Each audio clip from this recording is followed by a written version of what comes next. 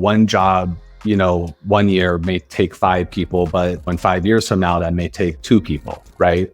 And that job might not be necessarily eliminated, but it is reduced. And the point of that story is that be one of those 1 to 2 people who are left over, who has embraced AI and who has learned it at the capacity that you can, because things like writing personalized messages at the blink of an eye, it's just going to do it better than you can. And this business has always been around people. And the more time you can spend talking with people, then in my opinion, the more that's like the actual time that you should be spending. Welcome to the Elite Recruiter Podcast with your host, Benjamin Mena, where we focus on what it takes to win in the recruiting game. We cover it all from sales, marketing, mindset, money, leadership, and placements. Hey recruiters, have you heard about this tool? You have to check out Hey Milo. It's the AI-powered tool that's revolutionizing the hiring process. With Hey Milo, you can scale your time and interview more candidates in a fraction of the time. Hey Milo's uses proprietary AI for two-way conversational voice interviews, giving you the edge you need. Hundreds of recruiters and hiring managers are already using Hey Milo to streamline their workflow, boost their success, and making 4x the placements. Ready to transform your recruiting process? Check out heymilo.ai and start making more placements in less time. You can try it out for free today. Hey Milo, thank you for sponsoring the Elite Recruiter Podcast. I'm super excited about this episode of the Elite Recruiter Podcast. I have a special guest. I'm so excited about talking with Alex Papageorge because he is so forward-moving in some of the things in the recruiting. Like he's using AI as a lead gen tool. He's using AI for a lot of the things that he's doing with his recruiting business. We hear a lot about companies and they're using AI, having fun with AI, but it's, Alex is a small business owner that has a growing recruiting team, but is actively using it on the BD and the recruiting side of the house. But I'm also excited about talking about some of the things that he's doing different in the recruiting space based on his background. Like he's been huge on the sales, huge on the BD side for multiple different organizations, but he looked at 2023, 2024 and decided to take a little bit of a different route. So Alex, I am so excited about having you on the podcast, buddy. Thanks, Ben. That was a heck of an introduction. If only my fiance could have heard you say that, I might have got some brownie points. We'll make sure that the podcast goes live before you get married, so that way she can hear it. Well, then you'd have to convince her to actually listen. But I've been a big fan of the podcast, super excited to be here. Thank you so much for having me. And, you sounded like a regular Greek, just the way that the Papageorge rolled off your tongue. For the listeners, before we hit go, most of the time I'm practicing because I am so scared of saying something wrong for the live. But anyways, I digress. Okay, you've got a great history in recruiting. Let's take a few steps back. How did you even end up in this wonderful world that we live in? Like normal, just kind of stumbled into it. I was living in Miami. I graduated from the University of Miami. Shout out Hurricanes. I was working with a small startup marketing, doing digital marketing probably before people even knew it was a thing. Running around, tapping on doors, selling social media. That was quite an experience. But after about 3 years, 8 months, a company was acquired by a company down in Coral Gables. And I didn't really know what to do. So I got a call one day from a recruiter. And she said, "Hey, I got this awesome position that I'd love for you to come and interview for." And I said, "Awesome. What's the position?" "Hey, it's doing A, B, C, and D." And had about a 45, 50-minute conversation with her. And at the end of that call, she said, "Hey, listen, forget I even called about the position that I was originally calling you for. I want you to just come in and talk. There's a business development role." And the one piece that really sold me, I don't know if other people are sports fans or have seen this movie, but she compared recruiting to Jerry Maguire in the sports agency world. And she was like, "Show me the money." And from immediately, I don't know, something happened. It just clicked. And for the last 10 years, I've been in recruiting. Okay, wait, you started on the BD side of the house for recruiting? Yes, that is a good point. Good ears. When I got hired was directly into sales. So they had a strong recruiting team and they just wanted me to start doing business development. It was with a large company that, I'm sure some of the listeners are familiar with, Modus, and, an Adecco subsidiary IT. And after about a year was just bringing in, there too much business to say it bluntly. And there was a local company called Tech Partners that was the local dominant in the industry. They had about 35 recruiters that could support a growing book of business. And it was an incredible experience. Love a lot of those people, still in touch with a lot of them. And yeah, it was awesome to be working at an agency where a specific office was closing, 80, 90 deals a month. Okay. So you were bringing in too much business. That's Correct. a struggle that like business development. And that I know one of the things that I was looking forward to chatting with you about was on the BD side of the house because you've been doing BD for so long. What was working for you to bring in so much BD compared to probably some of the other sales reps there? It's a great question. So at this point, I was rolling off a startup doing digital marketing. So I was pretty familiar with how to set up and run organized campaigns, specifically email content generation, really figuring out the three different elements, subject line, hook, body, call to action. And to answer your question, Modus, as we all know, is like, well, we may not know this, forgive me. It's a monster company. Like it is one of those like K-Force, Robert Halfs of the world. So it is a huge global organization. And they had all these things that people call data, right? But nobody in the office really understood how to use like the CRM for like marketing purposes. So at this point, like email outreach wasn't really a thing. I kind of like hacked it. I don't know if you use Microsoft Outlook tools where you could do like mail merges with like Excel folders and Microsoft Word just from adding dynamic fields. So what I did was I actually took like their database of information and I just created various campaigns set up on the different positions that I was targeting for, which were technology at the time. And I just ran a bunch of email campaigns and it worked like a charm. And that's how you get in a demand problem. And for the listeners, that was also a time where like email worked a little better than it does now. But it's just one of the things that I love that you said that because I remember at a large staffing agency that I worked at, the second you moved over to sales, like you just sat there and pounded the phone all day long. Mm-hmm. And I'm sure some of your coworkers just sat there pounding the phone all day long, but you decided to utilize technology to work a little smarter. I guess so. Yeah. And Modus is a massive, I feel like I've said this a few times, but the office itself probably had 9 people in it or so, about 4 or 5 recruiters to support, about 3 sales folks. And there were some sharks in the sales side. There was one woman, Desiree Funderburg. Connect with her on LinkedIn if you're not. She's a rock star.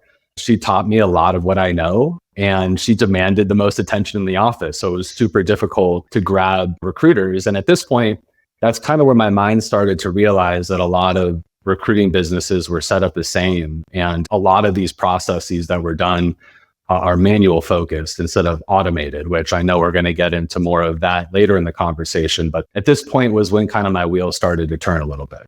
Okay. And fast forward to the start of super recruiters. You talk about super recruiters. Yeah, super recruiters. We're superheroes that are recruiters. So super recruiter, yeah, like I mentioned, I stayed in the industry for quite some time. I was the second highest producer in actually the firm's history, which was awesome. At its peak, we had, I think, like 138 contractors doing incredible business with some of the most amazing companies, including Google, self-driving car, Waymo project, et cetera. And like most, who work for a big agency, always had dreams of brighter lights. Imagine driving through Hollywood Boulevard right now. But really kind of having a dream to creating your own firm, right? And when I had an idea of Super Recruiter, when you start anything, it's not just going to be immediate. There's also a strategy involved in a vision of the company. And the goal of Super Recruiter is to create a recruiting service that, as I say it so simply, isn't Googleable, right? Like you can find so many different recruiters who can offer relatively the same type of service. But if you're able to productize your recruiting service and actually be a differentiator in the market based on the type of product that you offer your customers, then there's a potential, totally different niche that more of these contingency style agencies can't really touch because 20 to 30%, types of fees aren't even really feasible for a lot of companies today, sitting here May 17, 2024. So I can timestamp this.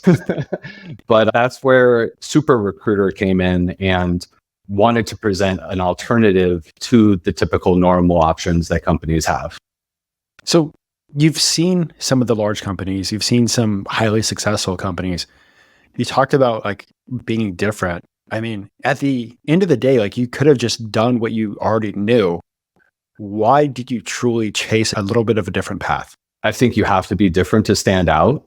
I think that with recruiting, there are solving immediate needs of being a long-term partner. And depending on what type of value add you can offer your clientele tells a lot of the story. I think that this comes back to identifying who are the right companies for you to work with. What's a common phrase in digital marketing is what's called ICPs, ideal customer personas. So you start to realize not every company is necessarily built for the model that you offer, which is totally fine. It just might not be the exact fit for you at this time. So yes, it is a little bit of a different type of structure that we offer, but we're seeing the pendulum swing a little bit. And in my opinion, a lot of the companies that we have engaged with and have talked with, are starving for an alternative to just the straight contingency model. Okay, cool. And so one of the cool things, and I actually had Alex as a guest on a special LinkedIn Live that had a few hundred people show up talking about artificial intelligence. So one of the cool things that Alex is using is AI as actually part of a lead gen option. Do you want to talk about that real quick? Yeah. And at that time, we were talking about, I think it was more MetaView World at that point that just came out, which I still stand by, a phenomenal product. But then we started kind of getting into more of this streamlined automation of like, hey, how far can we actually take artificial intelligence? And I just, even this morning, I had a phone call with, I call him the godfather of recruiting, Deep Singh. He just started a channel on YouTube. Be sure to check him out. I can even send you his YouTube channel. It's fantastic. So taking a little bit of a step back, we've been playing with this tool called clay.com. And clay.com is a platform that allows you to integrate all different types of data sources. So you can pull things like, websites, LinkedIn profiles, company profiles, how many people they're in it, what's their annual revenue, what type of industry in there. We're all kind of familiar with these types of data sets in those long CSV type of file formats, right? But what Clay allows you to do is actually take that data and start enriching every piece of the data to create logic from the information that you're feeding it. So for example, now artificial intelligence is able to read people's profiles on LinkedIn and say the snap of a finger, right? Well, when people reach out and actually send out their communication for business development, the more personalized you can actually get, the higher chance, the likelihood is that that person will respond. I think that's pretty safe to say. But a lot of our personalization is so bland, it's so terrible. It really just does not satisfy this need for digital marketing and actually business development and outreach standpoint. But now with Clay, you're actually able to pull information off the web, such as news articles that is related to their specific industry. You can now identify if someone left their company within the last 3 months and list them by name and ask how the backfill is going. You can now make these types of custom outreach messages so personalized that there is absolutely no chance that you even think it's an AI at the end of the day. And that is pretty scary when we start to think about it, given how early we are in this process. I feel like we can go down some major rabbit holes with AI. And I think one of the things that recruiters are overestimating what AI can do at the moment, but underestimating what AI can do in the future. No, I mean, the tools are so advanced in Clay. I saw a post by someone today who said they opened up a full stack developer role that had 847 openings. Then he started combing through the data and he's like, hey, okay, we can't have this, hey, doesn't have this. And you kind of whittle it down. We've all been through that process, right?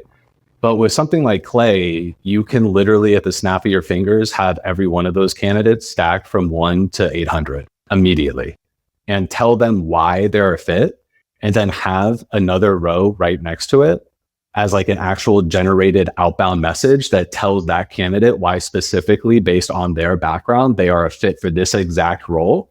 And then do that 100 times with the top 100 candidates you have within, say, 5 minutes. And that's the type of power that we have with artificial intelligence now at our fingertips. I mean, it keeps on getting better and better. It's one of those things now, I feel like anytime I see an AI written post, I'm just like, that's AI.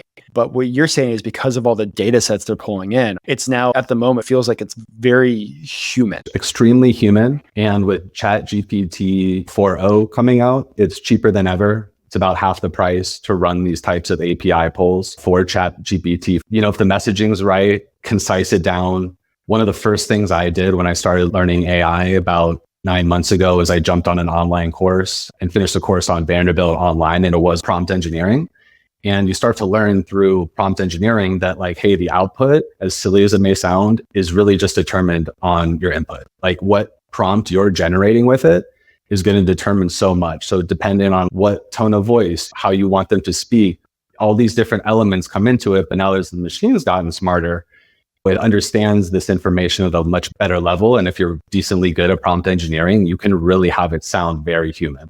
So a recruiter listening to this wants to jump on Clay or wants to do more true AI business development. What kind of steps or where can you learn, or how do you even get started on this, this kind of stuff? Where all great things are found today, Ben, that's YouTube. I am a genuinely curious person, and I watch a ton of YouTube videos. It's just on my screen all the time. So I'll be zoning in and zoning out. But if you really want to learn Clay recruiting, you'll be able to tell super quickly that other recruiters are using it. In my opinion, one of the biggest use cases that Clay has are actually for recruiters. So if you just went to YouTube and you type in recruiting Clay, you're probably going to have 10 to 15 videos just pop up, and you can kind of start to see what types of implications this can have. Are you using any other AI tools when it comes to recruiting or business development outside of MetaView? Now with Clay, no. No. MetaView, yes. Still think MetaView is outstanding. Like we talked about in the AI recruiting show we did, I like products that work. They don't need to do all this stuff, they just need to do one really important thing really, really, really well. And MetaView does that. So these aren't any endorsements for Clay.com, MetaView, any of those. These are just kind of personal tools that we use internally that we've had super success with. But MetaView is another one. And I highly recommend checking out some type of outreach system. We use Instantly.io, one of my favorite tools out there. As a digital marketer at heart, it really does everything that you would want it to do on cold outreach. So definitely would highly recommend checking out that platform as well. So outside of AI, outside of being different, what else are you seeing that works when you're sitting there talking with clients? What is working right now on the BD side also? This is a hot topic, right? Because I think a lot of people feel the same way, at least the conversations I've had with people who have owned agencies for quite some time. And at least my feeling, I'm curious to hear your thoughts too, Ben, is it sounds like a lot of the same strategies that were used before aren't having as much success as they once did over the last few years. Is that what you're hearing too? That's what I'm hearing. That's why almost everybody that comes on, I'm just what's working? What do you see that's working for you personally? Also, for the listeners, if you try somebody else's thing, it might not work for you, but you can find a route that becomes your honey hole. Absolutely. So if AI just sounds like not my things, get back to basics. MPCs. I think MPCs are absolutely still the GOAT, the godfather of business development in recruiting. I think figuring out what are those positions that are open that you have a great candidate for, but also beyond that people are willing to pay for, I think that's an element people miss sometimes is that, hey, just because you have a great candidate doesn't mean that they don't have 10 other great candidates. But if you're able to use your candidates as reusable, I hate to say this, but reusable assets, right? Your greatest product is that person. Right. And if that person is a killer person, then use the MPCs. That would be my suggestion for even people going in the industry, is definitely use that as a little bit of a navigation light. Okay. And before we jump into anything else, Alex is going to be a feature speaker at the AI event coming up later on this year. So just a heads up, keep an eye out for that. But just with everything that you're seeing, what's your thoughts on the future of recruiting, like 1 to 3 or 5 years out? You might have to shrink that down for me. The future of recruiting in what sense? How do you think AI is really going to impact recruiting? I think it's going to impact it greatly. I don't think that there's any denying that. I think that, I hate to say it, maybe this is controversial, maybe it isn't, but if you don't necessarily see that AI is happening around you, you got to open your eyes a little bit wider. It is happening. And to be honest with you, it does do the job at some level much better than people can. At Super Recruiter, we don't use AI for everything. It's really highly focused on top of funnel sourcing and business development. So once there is interaction and interest stemmed, we have a person that's actually screening them out on a personal and on a cultural fit, which we found companies absolutely love, because if you're just able to do everything from end to end, I don't think the technology is good enough today, probably within the next few years. But if you're able to add that type of human element to the whole process, I think that companies have really enjoyed that. I think that we have to understand that AI is, in my opinion, going to reduce jobs. One job, 1 year may take 5 people, but when 5 years from now, that may take 2 people, right? And that job might not be necessarily eliminated, but it is reduced. And the point of that story is that be one of those 1 to 2 people who are left over, who has embraced AI and who has learned it at the capacity that you can, because things like writing personalized messages at the blink of an eye, it's just going to do it better than you can. And this business has always been around people. And the more time you can spend talking with people, then in my opinion, the more that's like the actual time that you should be spending. Absolutely love that. I know some people keep on talking about how the human element, companies aren't going to get rid of that. And I'm like, some of these companies that have $1 billion, if they can save $100 million on a recruiting function, trust me, they'll pull the trigger and like AI as much as the process as they can. So 100%, 100%. We've definitely seen, at least with the tech space, the layoffs over the last year, unfortunately are many times a number on a spreadsheet. And even if they have the money, they'll just make a cut to afford more stock buybacks.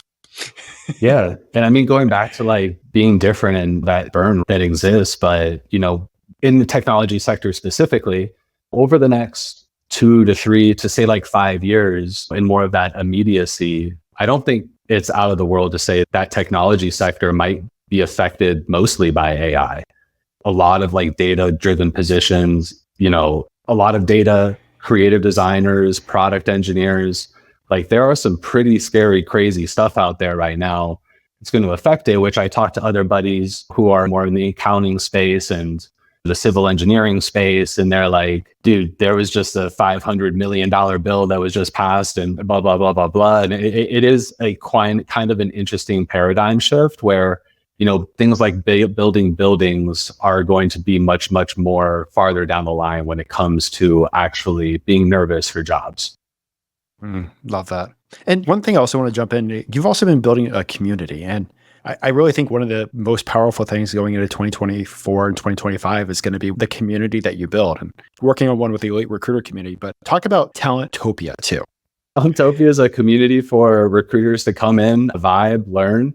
What we say, talk around the cooler. That's our like main channel there. We're going to start to do a lot more cool things with it too. A lot more product demos.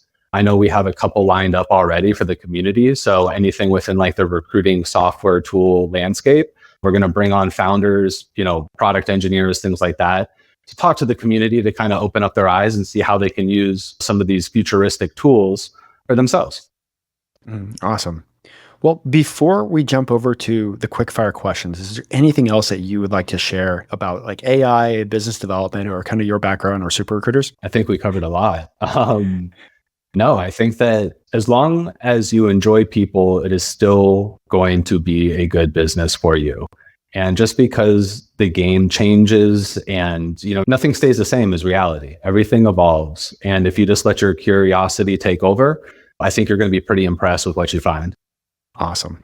Well, jumping over to the quickfire questions, with everything that you know now, if you got a chance to talk with a recruiter, which I'm sure you're doing that in Talentopia, somebody that's just getting started in the industry, what advice would you give them to succeed? Best part is just talking to people. I think so much of this business, whether you're on the BD or on the recruiting side of it, is people, right? And I think that's the most important part, especially with all these technology advancements. There's a reason why your podcast rocks, Ben, right? And it's not, I hate to break it to you, it's not only because of you. It's that you have rock star guests on here, right? Like, it's not some like boring accounting firm type of like podcast, right? Where it's like scratching your eyes out. But, there is a reason why a lot of good recruiters are personable, and it's just because they develop people skills. So I think the more you actually talk with people and just learn when you start off, just stop talking and just learn and ask questions, the faster you're going to pick up in the industry and whatever vertical you're in. So same question, but for somebody that's been around the block for a bit, 5, 10, 20, 25 years? Watch YouTube. Just watch YouTube. Chances are, if you thought of it, it's been done, and chances are it's on YouTube. Just get curious. If you think that something's possible, like I said, it probably is. So that would be my best suggestion to people who have been in the game for longer than I have, is just watch a lot of videos. Has there been a book that's had a huge impact on your own personal career? Maybe I shouldn't watch as many videos and I have a better answer for this question, but the one that stands out in my mind is Lynchpin, and it just talks about being irreplaceable. With all this chaos going around, how are you that centerpiece keeping it all together? So strive to be different, be irreplaceable, and no matter what you're doing, whether that's work, family, friends, it's important to keep in mind that work is one part of our lives. We don't live to work, we work to live. So let's keep that in mind also. What do you think has been a big personal driver of your own personal success? Personal driver is just internal motivation, to be honest. Just wake up every day with a good attitude, understand that you can control only what's in your power to control, and things are going to happen out of your control. But if you can continue to keep a positive attitude and just outwork people, things are going to happen. There's literally no formula. There's no secret. There's no form of AI that's going to save you this. Just put one foot in front of the other and make progress every day and stay positive. And if you had the chance to go back to the very beginning of your recruiting career and have a conversation with yourself, what advice would you give yourself?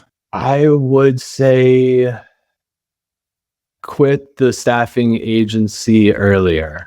In all reality, that probably would have been it. But if that's not what we're thinking about necessarily, I would say stay in contact with people no matter what. I think it's always enjoyable to hear from people that you recruited with or you worked with, 10 years ago, and you share the story of where you got them that job at blank company. I would say keep a really good Rolodex of just people that you've interacted with throughout your entire career, and just stay in touch with those people. Start a newsletter. Just kind of continuously stay in touch with everybody who you talk with, because that is, at the end of the day, the job of a recruiter. If you could also go back and talk to yourself at the very beginning when you launched Super Recruiters, is there any advice that you'd give yourself, changes in direction or anything? No changes in direction. Every step of the way, we've learned something. If we would have talked a year ago, today I have 80,000 emails that have all been analyzed. So I tell people that we work with, we have a crystal ball. We know what works, what is the hook, what interests people, what time of day should the email be sent, what is the subject line in email 2 versus 4. So I don't think that there's anything we would have changed in the process to get to where we are. I think that we're actually way farther along than I would have ever imagined us to be with Super Recruiter. I think kind of when we started out, just understand that things aren't going to happen overnight. And a lot of us come from being big billers, and we're used to having some of those months that you literally make hundreds of thousands of dollars in a month in. And when you're starting on your own, it's not going to be that every single month, right? And to just enjoy the little wins that you have along the way. Ignacio Humberto, who is the UX designer or lead designer at Home Depot, taught me that much earlier. And I have to remind myself all the time, is just enjoy the wins. Life is so challenging, and there's so many times that you're faced with an obstacle that if you just don't actually enjoy and celebrate that moment when they happen, you're missing a lot of the ride. What if you could go in the future and talk to yourself? Are you going to give yourself any advice? I'm working on this new question, so just deal with me on that. I like it. We're spitballing here, Ben. Yeah, totally spitballing. If literally future you could sit down right today and have a conversation, 5 years out, what would they say? It's something that I struggle with all the time, Ben, and I applaud you for this, sir, but just get your butt on camera more and just document what you're doing, screw the setup, right? Like just turn on the camera and just start like talking about what you do, and people are just going to start to learn and find you and things like that. And I think my future self is going to regret not getting on camera more frequently as well as early as I should. It's been on my New Year's resolution list for the last 3 years. So like I told myself in January, this is the year. So hopefully a YouTube channel is going to be dropping here soon. But I'm also going to be recording what we do on Clay, how we use ChatGPT in today's recruiting landscape. So the YouTube channel is just going to be about cool shortcuts, hacks, and ways to improve your overall efficiency in recruiting. So I'm excited about that. And hopefully that's something that happens here soon. You can share this interview on your YouTube channel. If you haven't started it by then, like this could be your first video. For listeners that want to follow you, how can they do that? On LinkedIn, there's not too many Alex Papageorges out there. There is one individual actually, and I hate that, but no, I'm just kidding. She's actually awesome. We actually talk on DMs. We're like, hey, like we didn't even know that there were other people walking around this planet with our names. But yeah, find me on LinkedIn. If you want a good laugh, there's another Benjamin Mena who I get calls for constantly. He's a doctor down in Tampa. And before I left Tampa, I actually made him my primary doctor. Walked into their office and they thought it was like a fake setup. I was like, I'm Benjamin Mena and I'm here to see Benjamin Mena. And they were just like, bullshit. Then I showed them my ID card and they're like, oh my God. So sat down with the doctor and he's like, I'm a runner. He's like, I've been using your times, like telling my friends how fast I am. What happened to you? You got slow. I was like, that's the last time I see you as my doctor. All right, Ben, here's a question for you. You're a runner, right? Mm-hmm. Favorite running shoe? The Asics Kianos. I've been wearing them for over 2 decades. Good shout out. I'm a Brooks guy myself, but I'll need to check that out. It is my happy place. It's my go-to. Asics sponsored my college cross country team before they switched to Adidas. And anytime I wasn't wearing Adidas for race day, I was back in my Kianos. Asics are pretty good, but yeah, just out of curiosity, the running shoe conversation is a hot one always. Well, Alex, before I let you go, is there anything else that you want to share with the listeners? No, just thank you, Ben, for having me on. Connect with me on LinkedIn if you enjoyed this. And yeah, that's really it. Just stay curious. Keep putting one foot in front of the other. Good things are going to happen. Alex, I just want to say thank you so much for coming on. You're one of probably the few recruiters that are like more AI forward, and you're always ahead of the game based on every single time that we have a chat on LinkedIn, chat here. So excited that you got to share, and also excited that you're going to be part of the AI event coming up. So for the listeners, guys, keep crushing it and make sure that 2024 is your best year yet. Thank you.